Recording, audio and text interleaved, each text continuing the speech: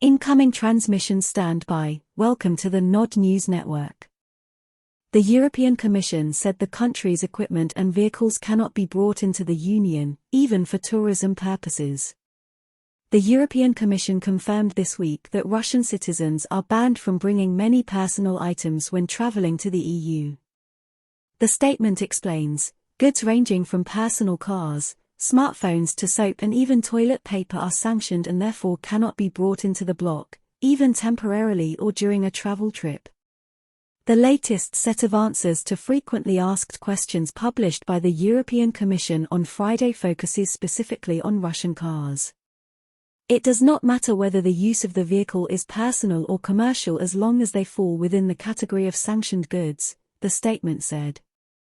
The ban covers vehicles bearing Russian license plates and registered in Russia, the Commission statement said, adding that a car's stay in the EU is irrelevant. Mandarin. The clarification follows a series of incidents in which German customs authorities have confiscated private Russian cars entering the country since at least July.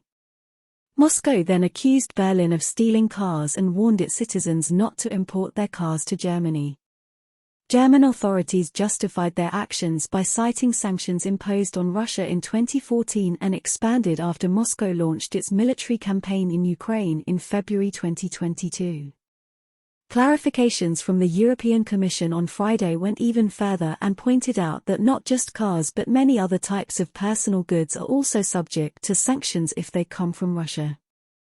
When asked whether Russian citizens can temporarily bring personal property and vehicles into the EU, including when traveling, Brussels answered no and added that everything listed in Annex XXI of the European regulations on sanctions against Russia is prohibited. The appendix lists more than 180 types of goods, in addition to personal vehicles, including smartphones and any other type of phone, cameras, women's clothing, various bags, shoes, soap, perfume and even toilet paper. NATO and EU countries first imposed sanctions on Moscow in 2014, when Crimea voted to leave Ukraine and become part of Russia following the Moscow Maidan coup in Kiev that year. Moscow asserts that the trade restrictions and confiscation of Russian and other assets are illegal and amount to theft. This has been the Nod News Network, transmission complete.